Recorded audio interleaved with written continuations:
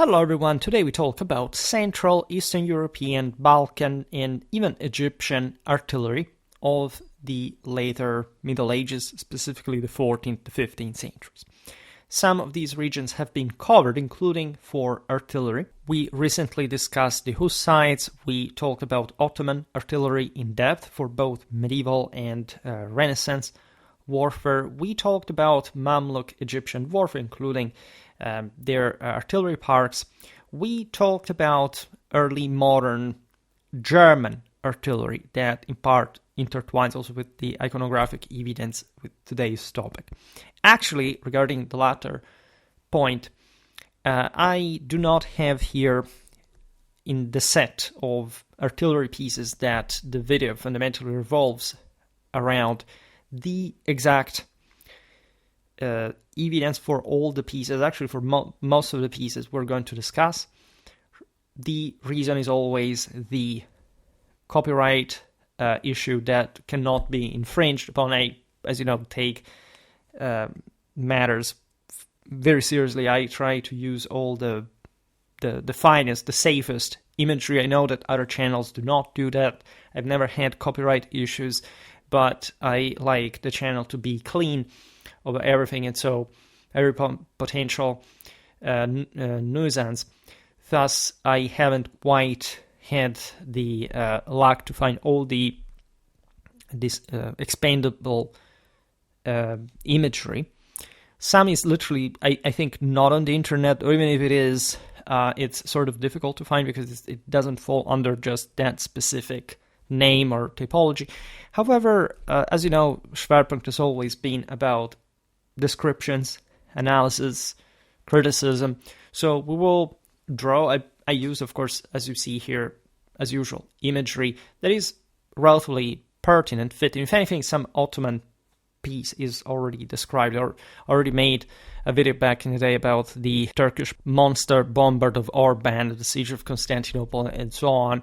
We will surely come back on the topic, so towards the latter part of the video, some image will actually match with the description.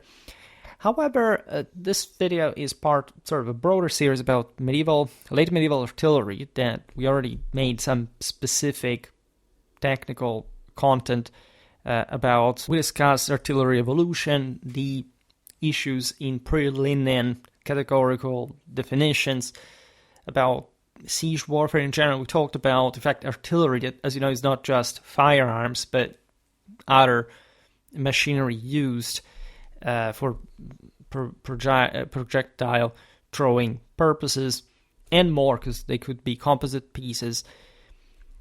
There is actually a universe behind these topics that I personally, even as a military historian specializing in the Middle Ages, have never particularly cared about. I actually studied a lot siege warfare, and in ways that I think are much more interesting than the actual artillery performance.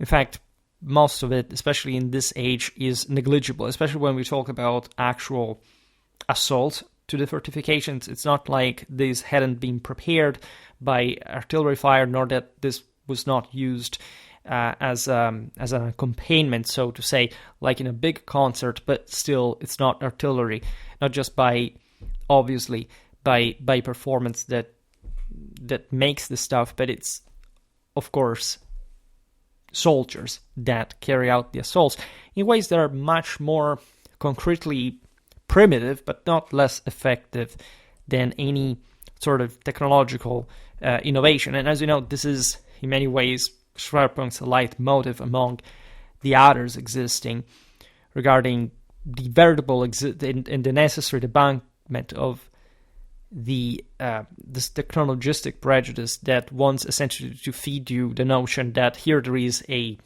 sort of progress in the later Middle Ages, in the Renaissance, that is due to science, as if the art of war did not evolve for reasons that are eminently political, moral, and cultural, and that only in a secondary and subordinate sense owe to technique, science. It's not to say that this is not important, otherwise I wouldn't even make this kind of videos, right? But in this type of content, we also observed how relatively straightforward and also kind of homogeneous this kind of artillery development was. Just to stick to this topic, this is valid for late medieval warfare at large. It was pretty similar. Yes, there were peoples that fought in different ways, but again, for reasons that were essentially political and social, and even in the actual techniques, things were not radically distant. The art of war is, however, more important, right? So let's start from Bohemia, right? Let's talk about the Hussite tarasnice, or palisade guns, that began to replace traditional siege engines at this point. The way it happens is not like they thought, oh my god, there are guns, so these are outclassing our older artillery. No, I mean, from a strictly technical point of view, of course, you have an incredibly large amount of energy unloaded in a given time and space that has never been seen before. That's why firearm technology, once properly harnessed and already owing per se, like its spread to specific technological preconditions, will gradually substitute the traditional engines, torsion, counterweight, mostly engine types that we will also see better in other videos. We haven't made too much about that. I have something coming on late Roman artillery, by the way. But that, in this sense, started as very small things that cost, by the way, a lot in proportion. And so for a long time, I think I made a video very back in the day that was titled The Long Sunset of Trebuchet Warfare, right, to highlight for how long firearms actually coexisted with this means for centuries, as a matter of fact, before sort of falling out of use.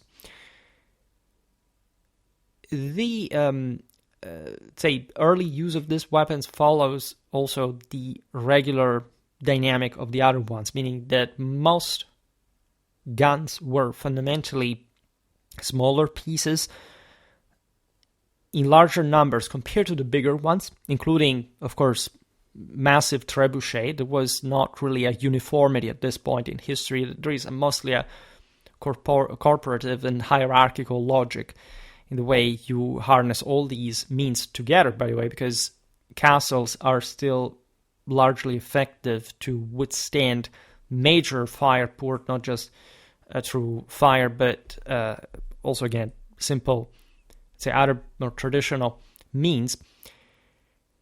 And that, in fact, required this great concert. It's literally like a concert. You have the biggest piece that sort of leads, and then the smaller ones that accompany. It's a bit like the man-at-arm, even, just from a human standpoint, followed, right, like in the Lanks by all the various aids. So it's basically the same thing. And notoriously, sources do not actually talk that much throughout all antiquity and medieval history about these smaller pieces in detail. I mean, the basic info is that there were these machine, whichever term is used. There are different terms, tormenta, there are some subtypes like the catti, whatever, that, however, are relatively vague, specifically generic, because essentially, again, the most important quantity there is moral, right, between the two contendants. Also showing you how the same people at the time fundamentally did not care. Like, this is a generalized thing. You don't find a chronicle that says, oh my god, I'm so obsessed about these engines, I will tell you all about them. Nobody cared, right? Just, however, in the very last centuries of the Middle Ages, especially the very last, you start having a lot of sort of, also for reasons that are not really flattering, especially after the late medieval crisis, regarding this need to literally illustrate, categorize, define, and show these pieces. It's a bit like when you start having fencing manuals for the first time. Notoriously, they begin just at this point to illustrate also a type of warfare that is not necessarily warfare, first of all, in the full sense, nor necessarily something that we should understand as so accurately depicting, for example, fencing itself, duels, combat in general. This is an old thing. I even found at some point some Himaists actually admitting that most, pseudo-historical endeavors in such fields are just a pile of BS. There is mostly like a lack of methodological, scientific integrity, a lot of reasons that get in the way. So I personally tell you, do not trust too much, especially such. Again, it's natural, it's instinctive, especially for modern people literally brought up with books that tell you everything, that show you everything, that clarify in very technical ways things. Like looking at these early manuals and saying, okay, this is literally how it was. No, right? This is not what the sources intended to begin with, right? There is some of that. There is no doubt. Otherwise, again, I wouldn't even make the video. There is some of that modernity that starts appearing together with these works, but it's not really interpretable through a 21st century criterion, perspective, and impression. We know that. I will not need to repeat this, but it's important for this kind of videos. And the tarasnice, as we've seen in the recent videos about Hussite warfare, are part of a military culture that is actually not very advanced at all, right? The Hussites achieve enormous things because they were religious fanatics, hyper morally loaded, that achieved really great victories against enemies that were pretty much like the standard of those years' establishment forces, even military establishment, to be honest, but also in conditions that were not optimal for them, nor in areas of Europe that were particularly advanced, nor especially at that point in history, including because of the same Hussite wars, capable of sustaining enormous forces to begin with. In fact, a great, boast of the Hussites includes the fact that they were often outnumbered, or at least that their armies were actually small, which is, again, not yet another sort of particularly flattering thing. However, they were very pressured, very motivated, as we were saying before, so they made the most of what they found. We talked about the use of artillery from the side of rebellious peasants, also in the video about the German peasants uprising in the following century. That shows you how precarious the use of such artillery really was in terms of cost-benefits ratio. Like, artillery means a lot logistically. You can raid sort of nobiliary castles that will at this point have these pieces, but at large we're looking at small guns that as such are also not really, as a broader quantity, as relevant as the entirety of, for example, crossbow fire, not even just the stopping power of the heavy infantry on the wagons or in the wagon fortresses. But they helped, right? Especially at close range, given they were, again, not, as we'll see now, particularly impressive guns at all. This is what they could afford in that particular case, differently from what we will see now, that the monster pieces of the greatest sort of Islamic autocracies of the era. But in a surgical, sophisticated, refined fashion, so at close range, of course, an average Hussite would have known how important it was, especially when trying to stop cavalry, to stun them, to shock them, was to shoot these guns. Like, you could really pierce through a man-at-arms, even though most of these guns had mostly a disturbance effect, especially before the 20s of the 15th century. You don't find this enormous impact of artillery, even just as properly as a deadly force at large. We will talk also about this, like how, for example, armor. This is often overlooked, like how at this point full plate armor, tendentially, that's how at least the major, say the elite, the fullest accomplishment of armored warfare was achieving, did owe actually to this kind of weapons in part, right? The Maximilian later on was conceived exactly to stop at least arquebus shots, and so not to be bothered by even some pieces that could be called as light artillery, such as the musket, that in fact is born not as a hand gun, but as a small as a small artillery piece. We will talk about its genesis at a same point. But it's similar, in fact, to what we're looking at now. Tarasnice palisade guns, which already tells you how relatively fixed artillery this is. Even though it was small, it was easily replaceable. There's a lot of fortified warfare, as you know, in the 15th century. In the 15th century, there's a lot of infantry warfare. There's a lot of heavily armored warfare. It's the peak, actually, of armoredness in the art of war.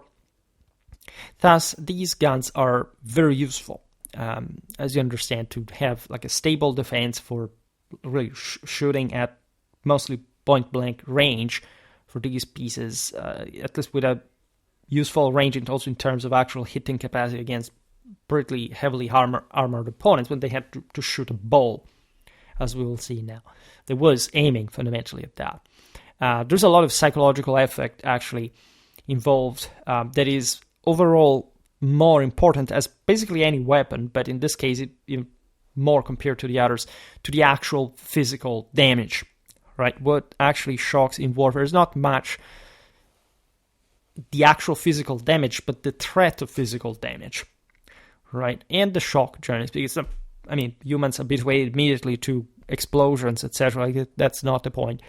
But in general, like the shock, right, of seeing just somebody flying to pieces, even though it's just maybe one person. And so it's not really the amount of people that are taking deadly hits by crossbow fire, as we were saying before, that they should be concerned about, but it's still, again, shocking.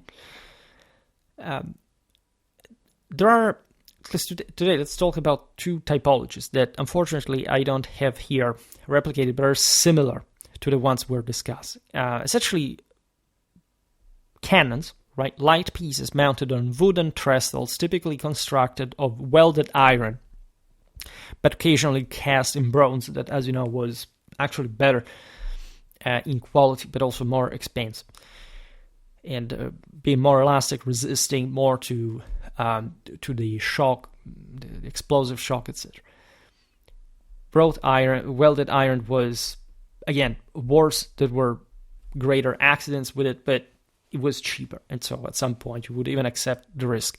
The Hussites innovatively adapted these types of cannons as field guns on wheeled carriages by 1430, as evidenced by an inventory of Tochnik Castle, while the Germans quickly copied this design, naming it as a Tarasbuchse or Bockbuchse, that is to say, trestle gun.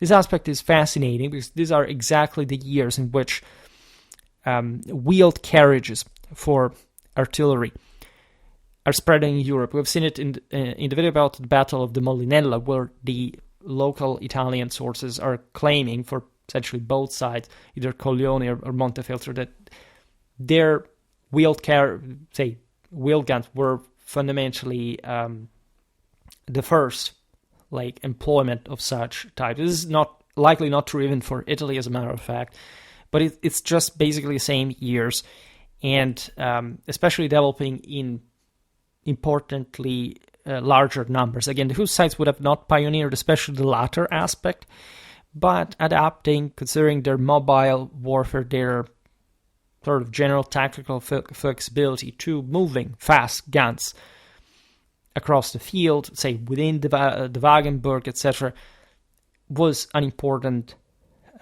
thing for them. They would develop it to an important degree. In this sense, I doubt that there is a document. First of all, it's sure that there is no such thing like a documentable first. We know, by the way, that say in the spread of artillery, guns spread pretty much everywhere immediately. Right? It's not like you can say, I don't know, in Finland they didn't have them because it was poor, so it arrived later. What you mostly have is that the documentation arrives later. We've seen it for the video about Lithuanian artillery, for example.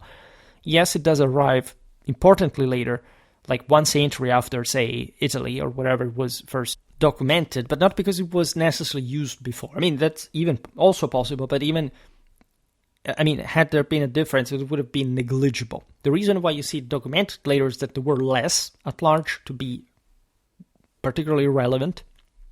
We know because I made a video about medieval Scottish. Now, I remember whether artillery or army organization in particular, but we documented that every Highlander in his sort of dispersed castle in the middle of nowhere actually did have a gun, right? But this, of course, has nothing to do with the capacity of Scotland to field major amounts of artillery, especially in open field, compared to, say, England or France. This is kind of obvious, right? Here it's a bit the same thing. Like, you have the Hussite legend that creates some myth. It's possible, surely, that the Hussites at that point, making pretty intense warfare, would have had some primacy over some things, but it's unlikely, to say the least, that, say, for example, in Germany, this type of gun would have actually not been used in the same way. In any case, the important thing is that this type of wheeled carriages for carrying guns across the field is spreading pretty much all over Central Europe, which is what we document. At some point we will talk about Western Europe, Southern Europe, etc. Notably, the city of Nuremberg, that was also one of the strongest with the Burgbrigade, etc., in Germany, supplied 12 such guns in its artillery train for the anti-Hussite crusade of 1427, which also shows you what war does in terms of technical hybrid that we're fighting against. I mean, Nuremberg is very close to Czech Republic, as you know. Now, of the examples that here we're dealing with, there is a surviving Hussite piece from roughly, again, the 20s, the 30s of the 15th century, while another does survive from around basically the same years, but is German in origin, featuring a barrel of 145 centimeters long and a caliber of 4. So you understand it's a fairly small piece, all in all, but it starts being a veritable cannon of some sort. Surely at close range, it's not something you want to find when you storm a Hussite palisade or Wagenburg, even as a man-at-arms. There is another cannon with sturdy tripod-like wooden frame supporting a long cylindrical barrel mounted at an adjustable angle and secured by braces with a sighting mechanism, prioritizing stability and precision. This is more suitable for some kind of static purpose. You understand you could have had wheels on that too, but at large, this is used for some kind of more sniping purpose. Imagine during siege warfare, especially in, I don't know, an average Bohemian castle would have not been immense. Like, even the actual distances between the two sides would have been fairly small. So you could aim at some tens of meters to, I don't know, men-at-arms on the ramparts and hopefully having his head explode, or at least, being pierced by this shot. And this piece is interesting because its robust construction ensured it could endure the recoil of repeated firings, making it a reliable choice for prolonged engagements. And this Hussite piece would have, again, been deployed to launch stone balls or early iron cannonballs over moderate distances, targeting enemy fortifications, which, by the way, were the first target in general. We'll explain it now. But also infantry formations or advancing cavalry as well. Precision was not enormous, as you understand. So at large, even when you're shooting at someone in the ramparts, at the end of the day, if you hit with one of these bolts the same structure, you don't hit someone, but you will cause significant damage. As we were saying before, if you want to create a horrendous gap in an enemy rank, you can shoot in the midst of even unarmored opponents, maiming, killing a couple of people or more, or also disrupting a cavalry charge, at least trying to disorder it, to bog it down, maybe not even hitting anyone, but just with the shot, like this kind of hissing projectile hitting even the ground, etc., like causing some kind of issue psychologically, not much even just for the horses, but for the knight, because the knight would know what was going on better, and so was freaking out because if that hits me, like, I'm not going to get out of it too well. At least some would, depending on, in fact, the shortcomings of these early artillery pieces. However, again, it's not something you're really hoping to run into. By the way, speaking of the same piece, its adjustable angle allowed gunners to target specific weak points, such as gates or towers, shattering castle walls to create breaches for infantry assaults, or disrupting troop movements with direct impacts and flying debris that add to the mess. Generally speaking, these guns are accompanying assault, right? It's as risky as it sounds, but it was actually done. I documented this also for artillery fire, and in general, all what comes with that kind of chaos that and pressure you want to apply, like during, especially on the enemy, on the defender when you're attacking. The defenders would have had actually the same kind of weapons, so that's and they would have had a relative advantage, at least in height, for example. Even though, as I explained in other videos, very often even the countervallations were so close and so tall that the distances were not that big, and so even just from a physical point of view, these guns would shoot at useful range to the point. If it wasn't a full, a point blank range, there was something similar to that. The aforementioned cannon with the extended barrel of 145 centimeters and 4 in caliber, reinforced with bands and equipped with a prominent spike or blade at the front, increased its range while ensuring durability during sustained use. Fixing especially the gun on the ground, again, if you moved it often, was requiring for an important structure you could rely on, especially because it didn't have to wear out and in that sense alter the actual ballistic sort of balance that the gun's structure was conceived for. Now, the spike served a dual purpose, anchoring the cannon into the ground for stability during firing, obviously, or acting as a close combat weapon to deter infantry attempting to overrun the gun crew, because that's literally how the stuff even worked. Like they had spikes, etc., like to literally prevent, for example, cavalry.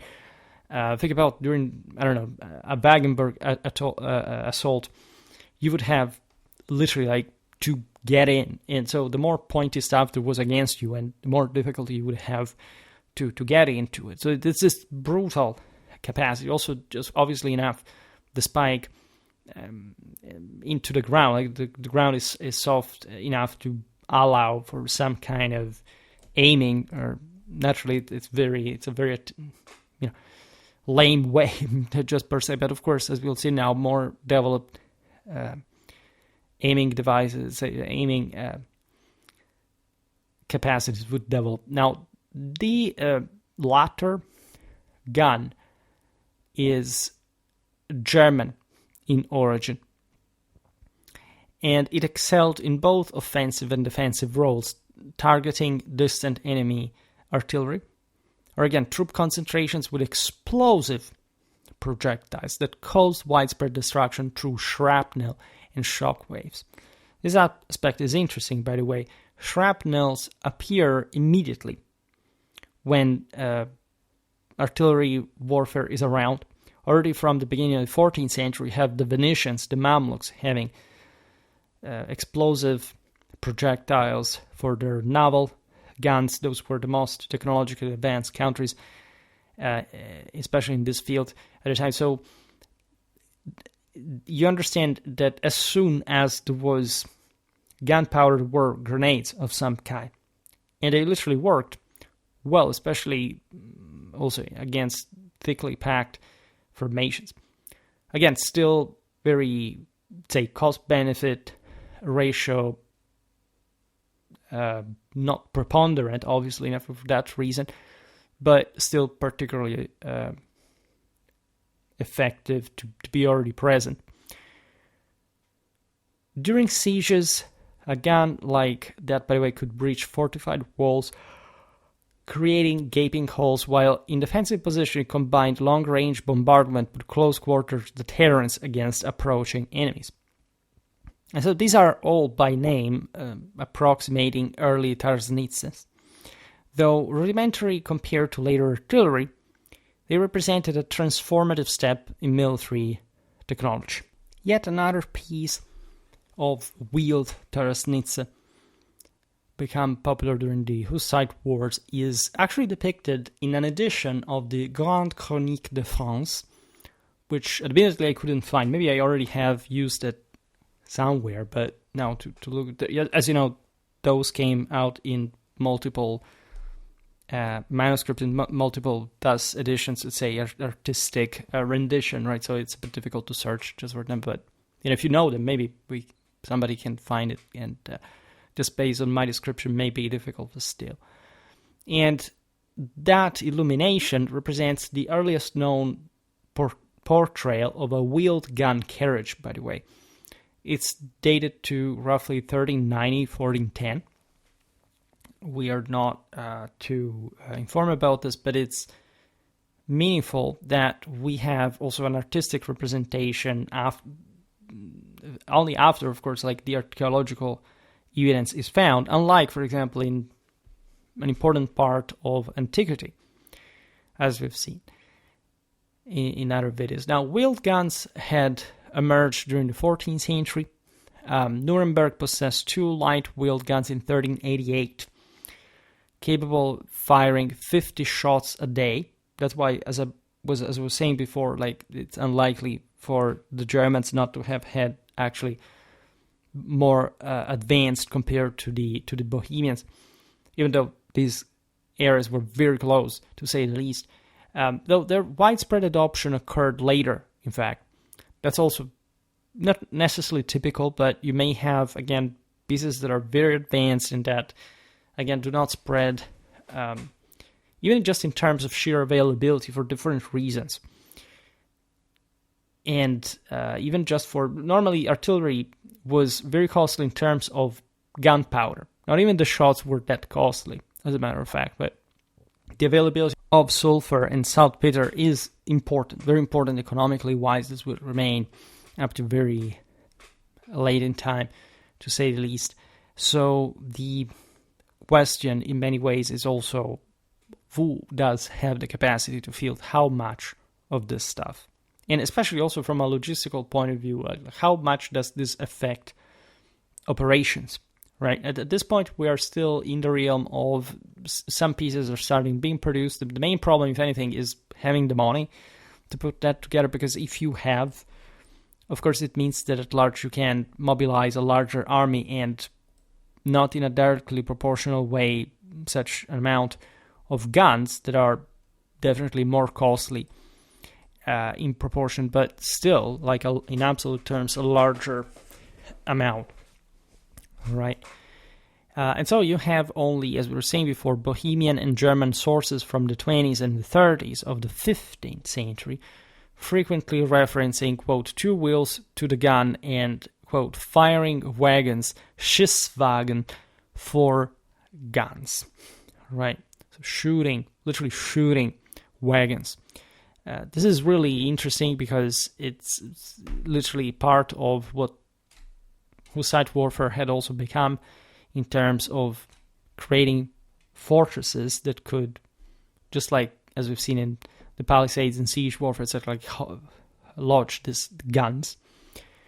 But there is another practical purpose, is to say these guns, of course, must be carried normally on a wagon. At some point, they would have been towed in different ways, emergentially speaking, but preferentially you want to have these guns in place already on wheels so that you don't have fundamentally to worry too much about transportation and replacement on the battlefield, other than just, of course, the effort that moving them, however, on that support required.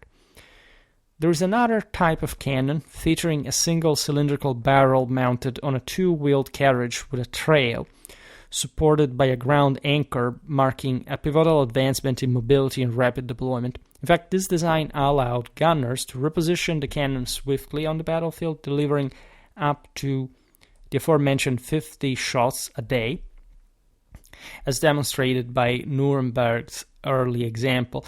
It would have been employed in the same way to fire rapid barrages against enemy lines, at least for the timing of the time. Remember that the timing of this stuff was very much calibrated with one of the other artillery types. Unfortunately, we have very scarce evidence of how this actually happened in terms of tempo, right? But the amount of fire, the volume of fire that could be poured onto the fortifications thanks to firearms was increasing. So fortifications, advancing cavalry, using stone balls and early iron cannonballs. The wheeled carriage, later popularized during the Hussite wars, enabled the cannon to keep pace with moving armies, supporting infantry advances, or to defend against charges, significantly enhancing its tactical flexibility in both siege and field engagements. Think about being able to relocate these guns more easily. We've seen in other videos how, of course, bigger guns could not be redeployed that easily. A great part of the issue was also surprise, right? Reason for which there were screens that, as you know, were opened only in the moment in which the gun had to fire, because there was a certain timing, but it may have not always been the same. So it would have been unlikely, like in those few seconds, they rose the screen that if the guy was caught on the watch, was caught off guard, could have simply warned in time of the shot, even if, of course, at large, the most important thing is that this could fire to begin with to destroy, especially the structures. But again, there was an anti-personnel, anti-soldier interest in these, of course. Then we have the Wagenbüchse, or wagon gun, mentioned before, sourced from the German firework book dating to roughly the 40s, the 50s of the 15th century, housed in the British Museum. The wagon gun featured a four-wheeled carriage with a mounted cannon, an ammunition locker integrated into the design, and a hitch for mobility, reflecting a practical approach to battlefield logistics. Contemporary illustrations also depict more advanced carriages with trunnion and elevating devices that were really starting to allow for very precise and reliable fire, indicating ongoing refinements in artillery technology.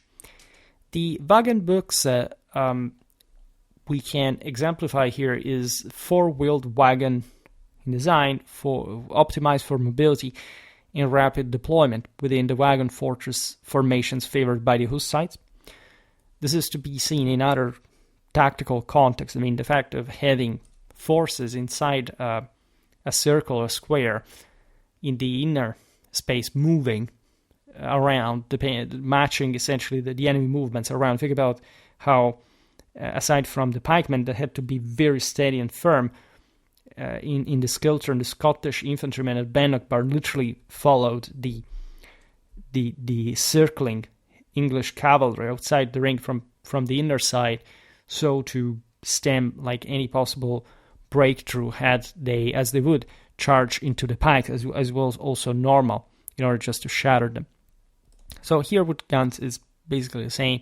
You have to hurry up depending on which section of the line is more or less under pressure, so that you can do something, finally something about it.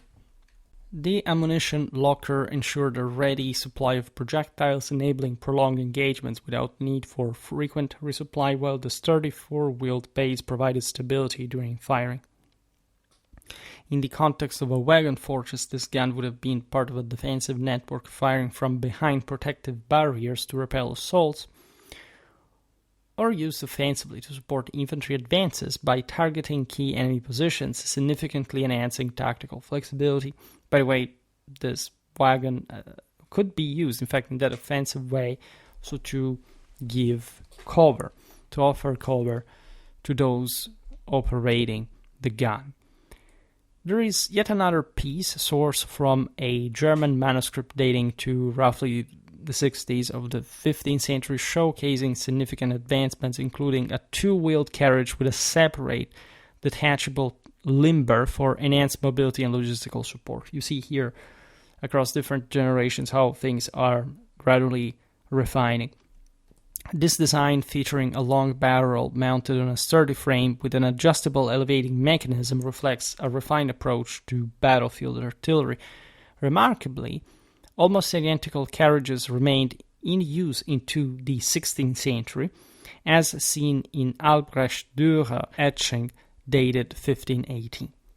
So we're talking half a century, and essentially such model being still reliable, telling you also how, regardless of this various advancements at large, like the substance of what like these guns, what they had to do, remained largely the same, regardless of course, as we'll see now, other types of guns that were of course more performing. There is yet another cannon with two-wheeled carriage on detachable limber, designed for rapid, again, deployment and maneuverability across varied terrain. The detachable limber facilitated towing by horses or manpower, enabling quick repositioning to support offensive advances or defensive positions, while the robust construction ensures stability during recoil. In battle, this gun would have been used to deliver precise, sustained fire against key targets, enhancing its effectiveness in sieges or open field engagements. During the late medieval period, or at least this time spanning between the 14th and 15th century, artillery adapted to diverse environmental challenges, as exemplified by the sled-mounted Ruthenian siege gun, depicted in later, an early 16th century manuscript where sleds outnumbered wheeled gun carriages, which is interesting considering this region's terrain. The Livonian Rhymed Chronicle notes that such sleds were employed as baggage transports by the Teutonic Knights and the Lithuanians as early as the late 13th century, indicating their widespread use for transporting artillery during the winter months in the 14th and 15th centuries. We observed Baltic warfare in general, and of course you know that the climate to a degree is prohibitive in winter for great logistical strains. In fact, armies tended not to campaign in those months. But as you well know also from the Mongol invasion of the Rus, it was feasible to fight it. The Mongols had consistent artillery. We talked about this in different videos at large. Like Ruthenians had, in fact, the same sized guns and technology. At least they would start developing at that time, because more or less that's the beginning of such guns. We're talking mostly about huge ballistas that at some point we don't understand what being Mongol or Ruthenian, as a matter of fact. But it's interesting that also the Lithuanians adopt, as we know also from other videos, the Ruthenian military practice, like of carrying these guns on sledges. It's likely that the Lithuanians, that did again have a sizable artillery at a point, especially after they took over most of the Rus, would parallel that kind of 30,000 maximum that their armies would achieve as a regional capacity. But the Teutonic Knights used the same kind of sledged guns or artillery in general, so to say, in the Baltic, in their campaigns, not too far in depth in the Ruthenian territory, but still. So this was a shared, generalized necessity from the side of the stronger powers that thus would have also used some important artillery trains on their own. Northeastern Europe is not really the place where you see most of that, as we were saying before. There is even a considerable delay in the actual documentation, but of course it was there, and it sort of fits the places. The siege gun that we take in consideration here dated to 1428, featuring a long reinforced barrel mounted on a sturdy sled with curved runners designed to traverse snowy or icy terrain. In winter sieges, it would have been dragged into position by sled, delivering powerful barrages to breach castle walls or bombard other defensive structures, creating entry points for infantry assaults or forcing surrender through sustained destruction. The sled's design ensured mobility in harsh conditions, allowing Ruthenian forces to maintain offensive capabilities during the colder months when wheeled carriages would struggle, while its robust construction absorbed the recoil of heavy shots, enabling prolonged engagements as well. Passing to the Ottomans, we appreciate here the development of Turkish artillery, especially after the fall of Constantinople and the essentially statal profile that the Ottoman power finally attains. At this point, I already made a pretty sizable video about Ottoman artillery in the centuries. You know that there is all a strange but actually central relation between the Ottomans and guns at large, feudal cultures, but even more those of the steppes that were technically that chivalric in at least original principle, were incredibly dismissive of guns in a cultural sense, right? The same janissaries were considered lesser people. These were objectively slaves, so literally non-human beings even, that, however, were adopted with a chance of redemption by the Ottoman Sultan, father of theirs. And as infantrymen, they had a sizable amount of handguns, as we have described. We'll keep describing for other Janissaries episodes. That sharply contrasted with the more Apollonian chivalric symbolism of the Sipahi feudal cavalry that, in fact, deemed these people as just lesser people. The Tatars thought that these gunners that they had in their armies stink like as hell, as the devil, because of sulfur mostly. This is a parallelism that you find also in Western sources, kind of an easy cliche. However, gradually, all these peoples would adopt guns. The Ottomans are a bit different because they start from actually a very similar, not necessarily ragamuffin steppe-like kind of background, because they literally emerge from within a Byzantine reality, especially as the Ottomans, right, on the Marmara Sea, with this Turco-Mongol background of predatory behavior. However, later they inherit a great part of that massive regional statehood that had once belonged to the Byzantines, and as such they start providing themselves with an army worth of the name, at least of a really greater power. This includes a lot of artillery, if anything, because they have to conquer a lot in the Balkans, in the Eastern Mediterranean, and beyond. And so they start pioneering artillery warfare that initially hadn't really been their thing either, and that instead accelerates to the point of making them the best gunners in the Islamic world. There is, the Mongols actually arrive later, so literally the Turks have that upper hand chronologically, but as you know, they will overwhelm the other bigger artillery power, so to say, this Mamluk Sultanate that had much less heterogeneous and cohesive artillery parks than what the Ottomans developed, also because of a massive Western influence on the region, mentioning Orban before. And at that point, the Ottomans actually introduced the single most important technological innovation up to the invention of the bayonet, that, yes, is not like a gunpowder technology per se, but it serves musketry fire, or at least complements it with a offensive potential, when much later, like 2 centuries later, linear tactics take over with the absence or quasi-absence of pikes.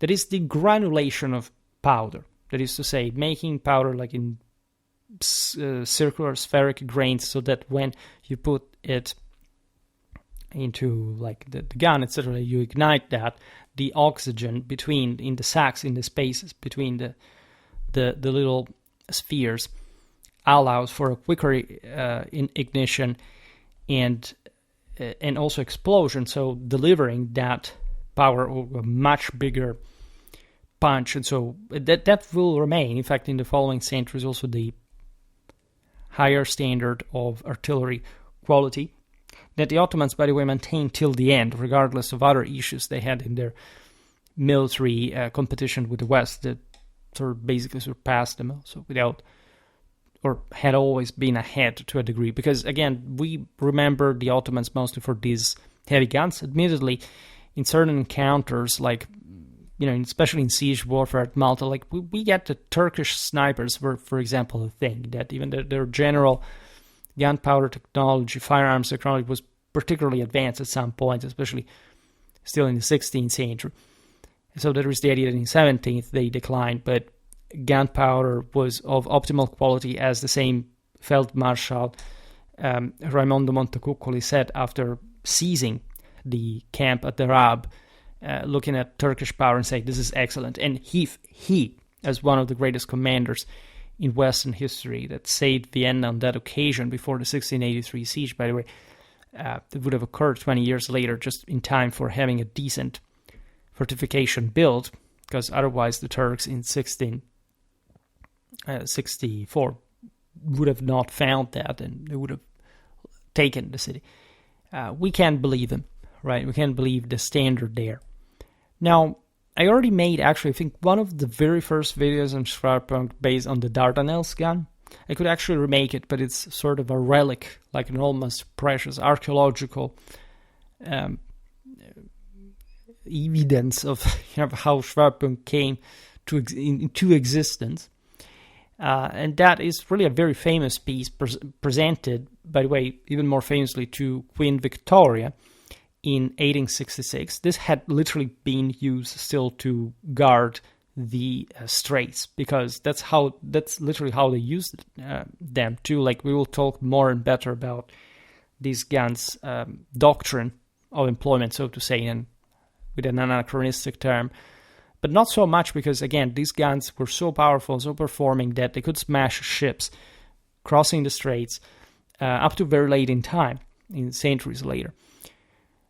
That was their point. Of course, you had to be very, very, very lucky to hit anything, even with these monster guns, but they still had a general purpose, and in general, you could move them, by the way, to, of course, to hit more favorably some, especially during sieges, some closer and more fixed targets. Now, cast in 1464, this iconic piece was constructed in two halves, screwed together, as beautiful, like here, the picture is available. I used it also in this video. Each weighing between 8 and 9 tons, with an overall length of 5.23 meters. The muzzle half features a bore of 63.5 centimeters and weighing 300 kilos, while the breech half has a bore of 2.39 meters to accommodate a massive powder charge. The two halves measure 3.15 meters and 2.08 meters, respectively, standing 1.07 meters tall, and are adorned with intricate decorative bands showcasing both functionality and craftsmanship. The Dardanelles gun was, needless to say, a formidable siege weapon for the time, a real masterpiece, supported in action by a cradle or framework of wood braced on all sides to absorb its powerful recoil. This cannon was deployed to bombard heavily fortified positions such as castle walls or city defenses. It would have been of the same kind that destroyed the Theodosian walls of Constantinople, with its massive stone projectiles capable of causing catastrophic structural damage and creating breaches for infantry assaults. These were literally the most powerful guns available in the world at the time.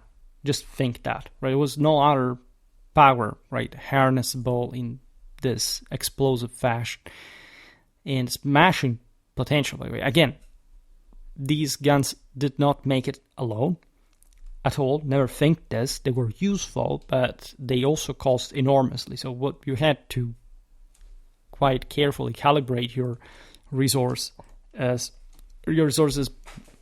distribution. By the way, the big problem of these guns, including Orban's one that brought to his own death, was the fact that they blew up very often because just every shot was requiring an enormous work. You wouldn't know. It was a different thing altogether. It shattered. It's the same structure, etc. Consider that Constantine the 11th, Byzantine emperor, did not hire Orban's gun that was offered to him initially, not just because he didn't have the money, but because using it defensively to shoot from the Theodosian walls would have actually damaged the same wall's structure just out of recoil. So that's really telling you how sort of ahead this technology was for the world in general, not just the Theodosian walls that were over a millennium old, but had in fact served very well, very effectively up to that point in strictly structural terms. So the enormous powder charge in the breach ensured a long range and devastating impact, while the robust wooden framework stabilized the gun during firing, allowing it to deliver repeated earth-shaking shots against enemy strongholds. Its design made it particularly effective in prolonged sieges where its sheer power could force capitulation through relentless bombardment.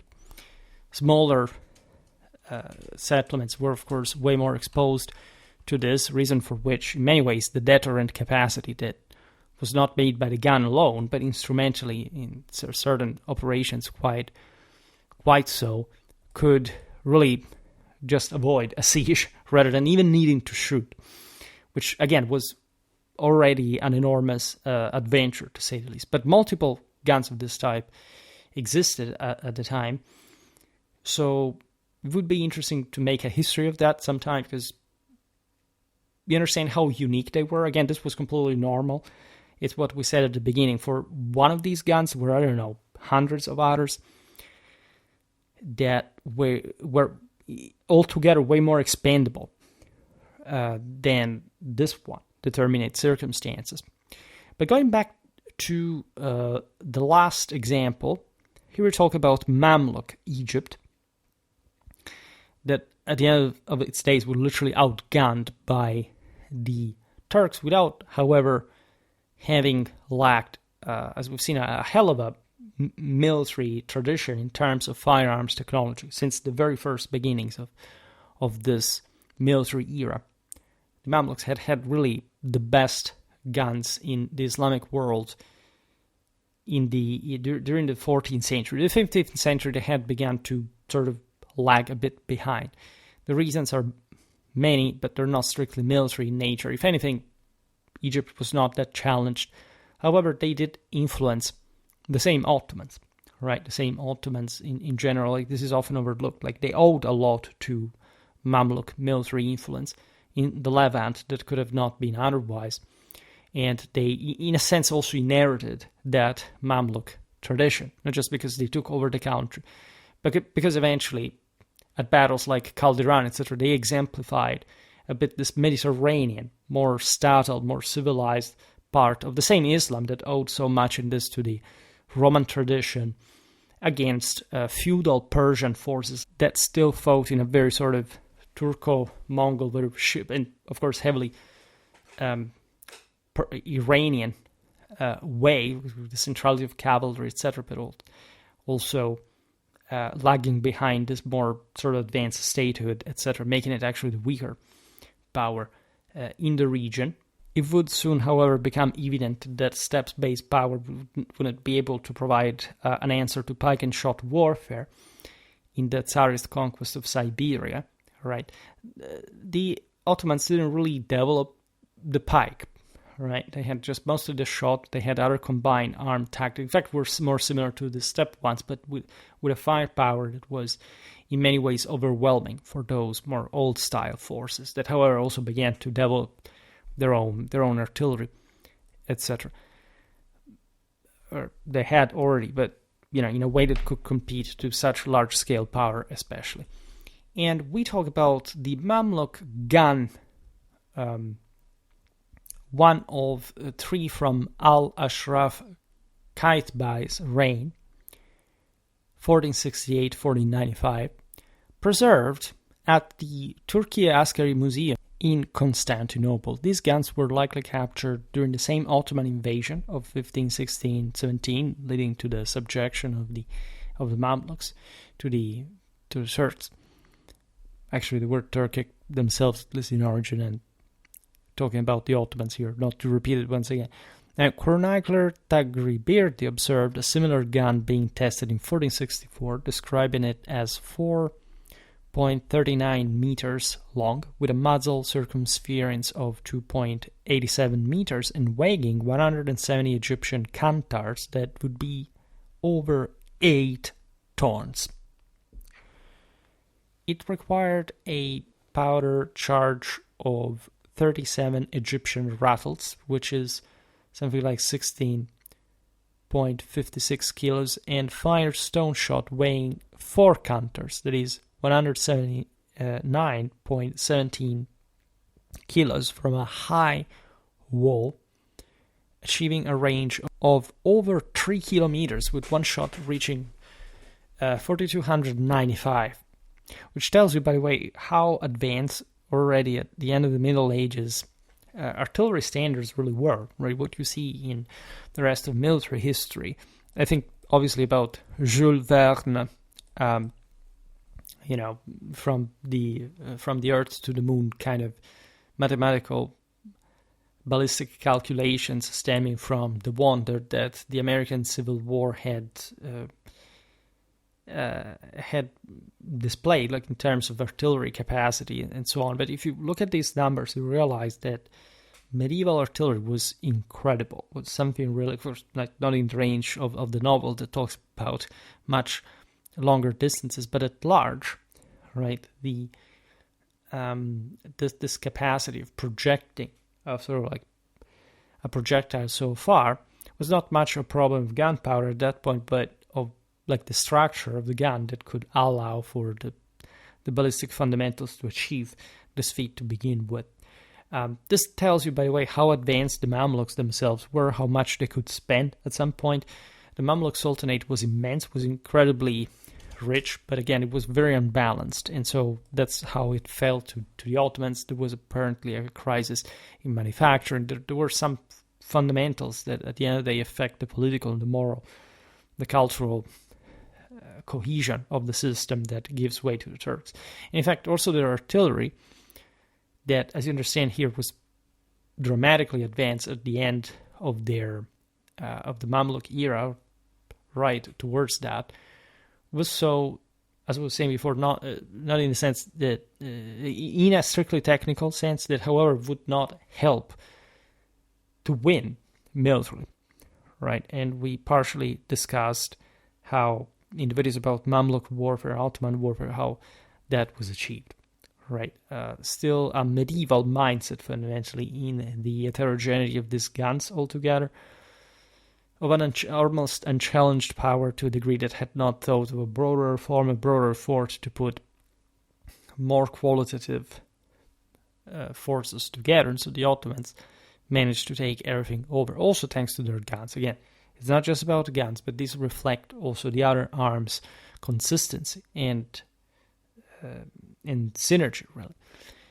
Notably, until the early 15th century, some Mamluk guns, like their European counterparts, fired quarrels as well as shot. This was really a thing. There is also, I think, the earliest depiction of a gun that, as you know, is the shape of a vase, also because pot makers were the only ones to be able to achieve that circular section, like that is shooting against, we're at the beginning of the 14th century.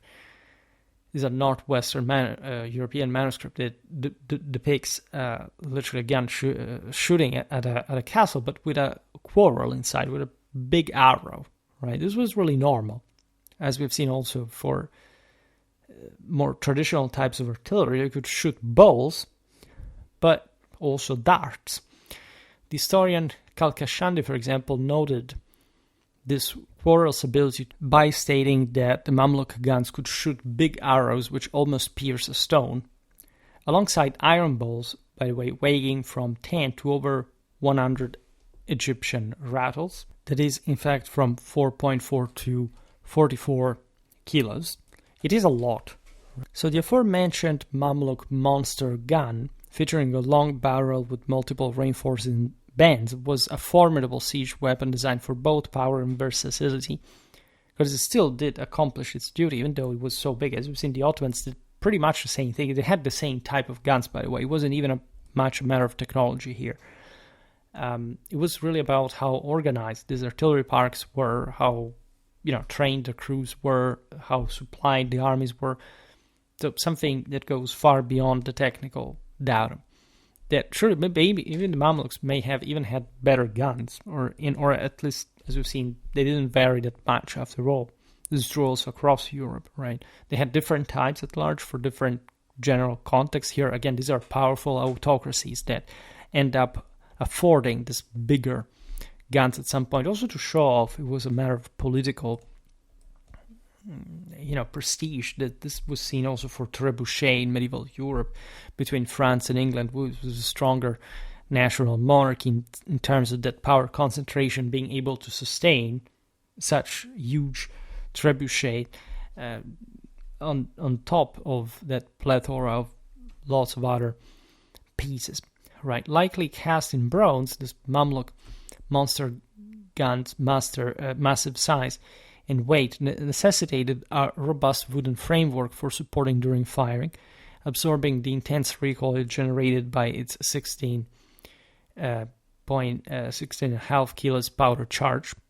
In action, this cannon would have been positioned on elevated fortifications to maximize range, launching 179.8 kilos stone shot to devastate enemy walls or strongholds, creating breaches for infantry assaults or forcing surrender through sustained bombardments.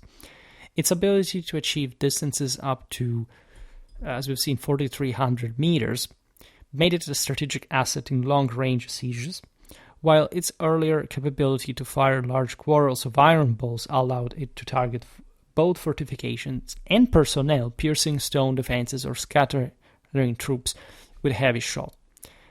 This perspective is fascinating, imagine having, again, to besiege a massive citadel located also a substantial distance, because it's not literally just you can approach like just under the outer wall, and say even at a few hundred meters you can, or some hundred meters you can approach, because by the way the enemy will have something similar from the other side, but not this one. So that's the point, right? In warfare, when you realize the economy of this all is actually not paying off as it should, right? It's just the idea that a bit survives from Hellenistic times, that you can have these monster weapons that are going to surpass everything.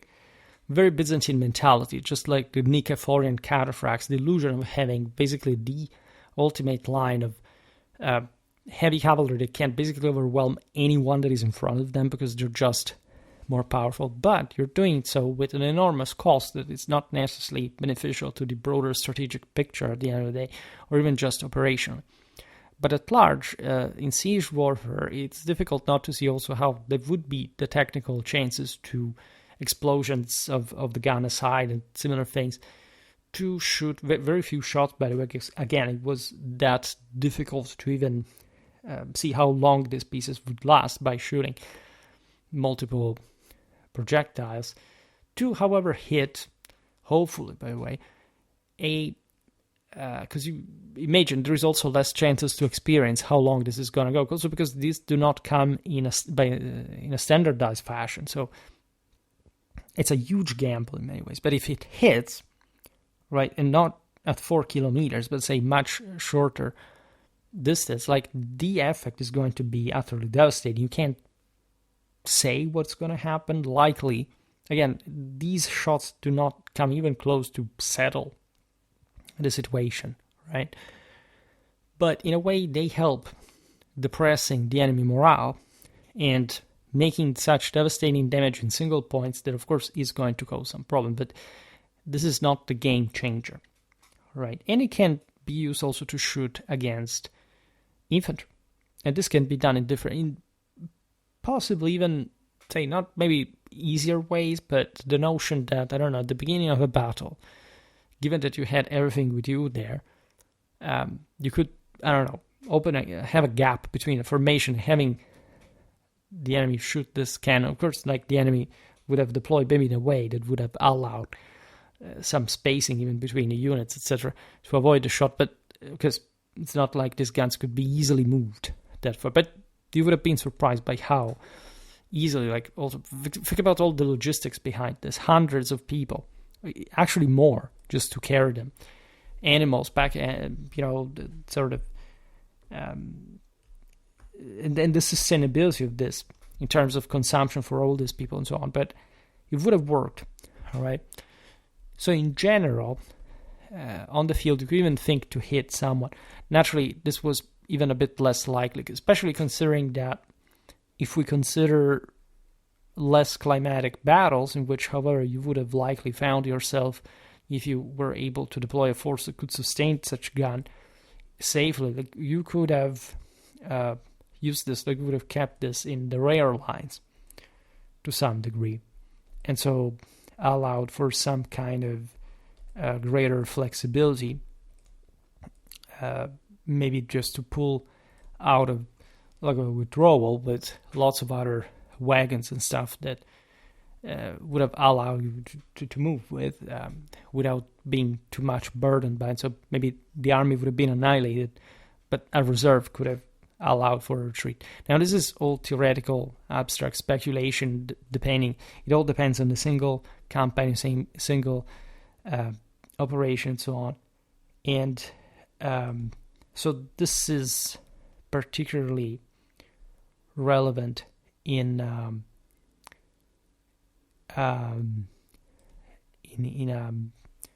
bigger fashion. Now, naturally, we will talk again about this in some other videos and some other circumstances. Again, I already gonna check out here multiple videos on similar topics. I realize that people might not necessarily be more into this than other stuff. You may never know, but I just wanted to look at what we've done about artillery, and it's probably not that bad. I, again, as a military historian in general, not particularly fond of too technical topics, but it's obvious that given the importance of this arm in the history of warfare, our 16 videos here about artillery broadly meant are relevant. We are making enough videos to really build a substantial bedrock for further development. We may be, I don't know, maybe not the YouTube channel made more artillery history videos on, but we are getting somewhere we want to be as a channel. For today, however, I stop it here. Just hope that you enjoyed this video. If you did, please share it. Otherwise, leave a like or subscribe to my channel if you're interested in my upcoming content. As always, I thank you heartily for listening to me. I wish you a nice time and see you next time. Bye.